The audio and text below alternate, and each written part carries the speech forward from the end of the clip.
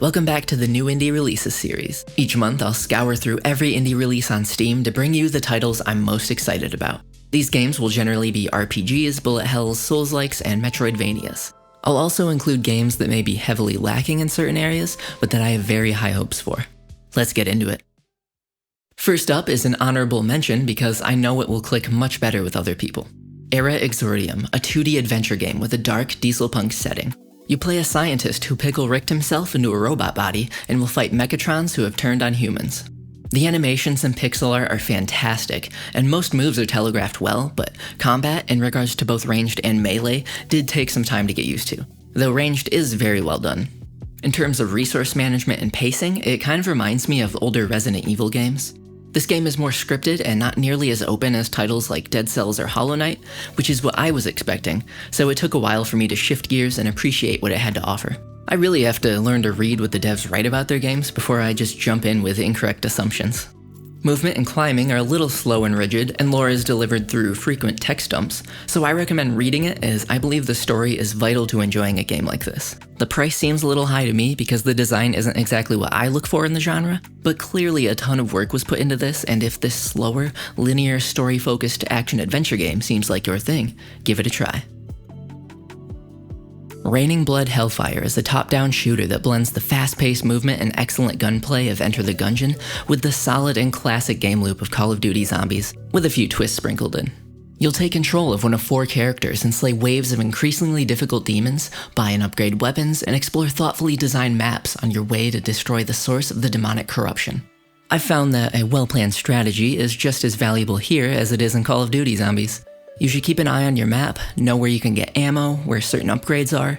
You'll always want to keep moving or have an exit available. Game feel is already up there with the greats of the bullet hells. The dark color palette and music that sways between heavy and eerie perfectly complement the intensity and theme of the situation you're in. There's also a great learn by doing tutorial guided by the esteemed Lamlard Quacksworth II, which is pretty damn close to what I would have named Tutorial Duck. Raining Blood Hellfire already seems so polished that I had to double check that it's still in early access. I also checked to see how many people were working on this bad boy, and it is 1 person. I am very impressed. I do hope the game was coded with the potential for multiplayer, though I can't imagine it'd be easy in Unity. This would be a phenomenal experience with friends. Just like the old days when you'd stay up the whole night with a case of Mountain Dew, poisoning your mind, body, and soul, making your future self wonder, why the f*** did I do that to myself? If you like bullet hell roguelites and zombie or demon survival, and you have $4, I can't recommend this game enough. West of the Witchlands is a top-down roguelike, where you'll fight hordes of baddies utilizing spells and firearms, the latter of which can be modified using runes that can profoundly change how your weapon behaves. There are also passive runes that you can equip that aren't locked to a specific gun, and this rune system is probably my favorite aspect of the game. The levels are also procedural and are chunks of land pieced together. As you may know, I love procedural terrain. It certainly is in need of some tweaks, as you'll come across some paths with dead ends fairly frequently.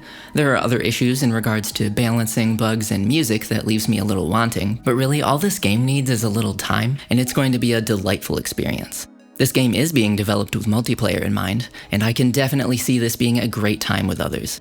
Gunplay is fun, it's quite challenging even on normal difficulty, and there's absolutely replayability here with the procedural maps and build variety. Hey, this is the first actual roguelike I've talked about on the channel. Neat. West of the Witchlands is currently $8 while in early access, so I recommend picking it up now if it's something that interests you, or trying out the demo if you aren't sure. I will be closely following this game, and I am excited to see how it progresses. Below the Stone, a game I've been looking forward to playing for quite a while, is a pixel art roguelite about dwarves where you'll explore procedurally generated mines, collect resources for potions and equipment upgrades, and fight a plethora of baddies, all extremely cute and dangerous, just like my girlfriend. Below the Stone really sucked me in. I was immediately immersed and ready for some adventure. Honestly, super impressive how easy it was to pick up, understand, and be competent with. Granted, this isn't some impossibly complex game like Dwarf Fortress, but when indie devs can create something that feels this good and draws me in this fast, they've earned my respect. The game loop is addictive and well-rounded for sure. I spent much longer playing than I planned to because I kept finding things that I needed to explore or pick up or fight. Combat feels a lot like a less intense, less cartoony Arc Veil. Below the Stone is a little slower than I thought it'd be, but it does such a nice job of balancing all the core elements. You'll spend time in the midst of fierce combat, but then you'll also have moments of relaxing mining and foraging, with the mysterious and really beautiful at times soundtrack filling your ears. Seriously, one of the songs is almost as gorgeous as If I Am With You from Jujutsu Kaisen. Speaking of which, watch Jujutsu Kaisen. I encountered one bug the entire time I played, at least I think it was a bug. I literally couldn't rotate after I placed a torch, and I had to fend off the baddies that show up when you call the escape pod just facing one direction. Speaking of the escape pod, trying to leave the mines brings some of the most hype moments. This was especially the case the first time when I wasn't expecting it. Below the Stone is an outstanding roguelite that has been crafted with care, and the full game will absolutely hold its own among the greats of the genre. Manus Dei puts you in the unenviable shoes of a sacrifice, chosen to slay all manner of ungodly entities coming from the rift. This fast-paced arena shooter is a very simple concept executed perfectly. Even before entering the arena, there is a seriously ominous tone and strange imagery, and there is no music or UI to turn to for comfort, just the constant low hum of the wind. Until we begin our foray into the pit, then a persistent haunting synth is the background of the carnage. Mechanically, the game is quite simple. You have a gun for shooting waves of demons, you have a temporary buff you can apply with a shift key to shoot faster and I think do more damage. You can jump around, and it wasn't until probably my 5th run that I realized you can gun boost your jumps. Your job is to kill demons. That's it. That's the game. Oh look, a leaderboard that allows me to see how mediocre I am. I didn't plan on referencing Berserk again, but falling into this pit with demons brought a sense of dread similar to that of the first time seeing the eclipse.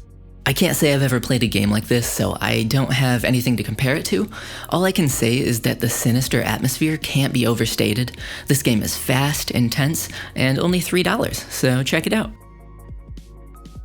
The ancient seal of Terra Bruma has shattered, unleashing the forces of chaos once more. Well, don't you just hate when that happens? In this retro FPS known as Wizordum, you'll wield various spells and weapons to destroy rats, goblins, tubby goblins, and I'm sure much more in the full release as you search for the source of chaos. The crunchy sound effects, the Daggerfall and RuneScape era instrumentation of the soundtrack, and pixel art 2D sprites capture that old school shooter atmosphere, but it's actually playable and accessible. Speaking of accessible, there's a photosensitive mode. Thank you. There are traps to be on the lookout for, ambushes ready to end your run if you aren't paying attention, plenty of secrets, and loot. So much loot. The layout of the levels and the progression through each one is paced nicely once you get proficient with the controls, and maybe once you acquire an ice staff that's really just a machine gun, traversing the levels and melting baddies is very satisfying. Let me tell you though, the par times for each level are just as demoralizing as they are in Doom. Every time I see them I think, there's no way. I'm always just happy to complete a level. There will be online leaderboards though, which will be lovely if cheating dickheads don't ruin it. I was going to mention how it was pretty difficult, but I just remembered that I clicked on Nightmare difficulty on accident and forgot about it, and I didn't die, so maybe it's not too tough yet. Looking at the Steam page, we can see that there's also going to be a level designer feature at some point, where you can build and share your custom levels. Depending on when I post this, there's a chance that that will already be implemented. Release was pushed back, and this is going to be done before the new release date. Anyway, if this doomy wizardy boy looks like your kind of game, or if you found any of these games interesting, please go give them a look-see and show these devs some love. Don't forget to like and subscribe if you want to see more indie game content. I've gotta say, holding on to games I'm dying to talk about, sometimes for up to a month, doesn't feel great. Maybe I'll start breaking these videos up and doing slightly deeper dives into each title. Let me know if you have any thoughts or if there are any games coming out in December that you think I should take a look at. My music and socials are in the description. I have a Twitter for the page now, so follow that for video updates, indie game news, and anime stuff, and I'll see you in the next one. Thanks for watching.